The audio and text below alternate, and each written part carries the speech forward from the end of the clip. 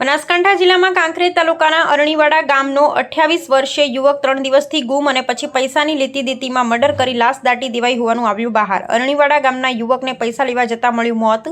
નરાધમ દશરથજી જાદવે મોતને ઘાટ ઉતારી જમીનમાં દાટી દીધો। બનાસકાંઠા જિલ્લામાં સિહોરી પોલીસની સરાહનીય કામગીરી।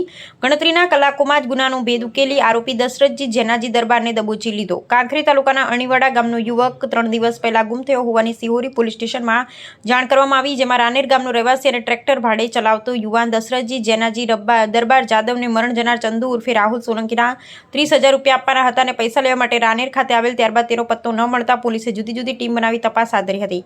જોકે મુખ્ય માસ્ટરમાઇન્ડ દશરથજી જેનાજી દરબાર ઉપર પોલીસે શંકા જતા પોલીસે કડક પૂછપરછ શરૂ કરી અને આખરે તેને કબૂલ્યું હતું કે તેણે ચંદુ ઉર્ફે રાહુલસિંહ દિવાનજી સોલંકીને પોતાને પૈસા આપવા ન પડે એટલે માટે નદીના પટમાં લઈ જઈ મોતને ઘાટ ઉતારી લાશને દફનાવી દીધી હતી। ત્યારે આ ઘટના અંગે સિહોરી પોલીસ સ્ટેશનના પીઆઈ સરલ સહિત પીએસઆઈ સહિત ડીસા ડીવાયએસપી સ્ટાફ એનએફએસએલની ટીમ સાથે કાંકરેજ મામલતદાર અને ફોરેસ્ટ વિભાગ દ્વારા તાત્કાલિક અસરથી આરોપી દશરથજી જેનાજીને સાથે રાખી નદીના પટમાં દાટેલી લાશને બહાર કાઢવા માટે પહોંચ્યા હતા અને નદીમાં લોકોના ટોળા એકઠા થયા હોવાના દ્રશ્યો સામે આવ્યા। જોકે હજુ સુધી જેસીબી મશીન દ્વારા લાશને બહાર કાઢવા માટેની કામગીરી શરૂ કરવામાં આવી, જેમાં જમીનમાં ઊંડે દાટેલી લાશને ભારે જહેમત બાદ બહાર કાઢી પીએમ માટે મોકલી આપવા તજવીજ હાથ ધરાઈ અને મૃતકના પિતા દિવાનજી જવાનજી સોલંકી અને એમના પરિવારમાં 5 દીકરીઓ છે, ત્યારે હવે 5 બહેનો વચ્ચે એક જ ભાઈ હતો અને મોત થતાં પરિવારમાં માતમ છાયો છે। ત્યારે હવે આવું કૃત્ય કરનાર નરાધમ આરોપી અને કોઈ અન્ય સાગરીતો સામેલ હોય તો પોલીસ દ્વારા કડક કાર્યવાહી કરી સજા આપવામાં આવે તેવી માંગ મૃતકના પરિવાર અને સગા વહાલા કરી રહ્યા છે।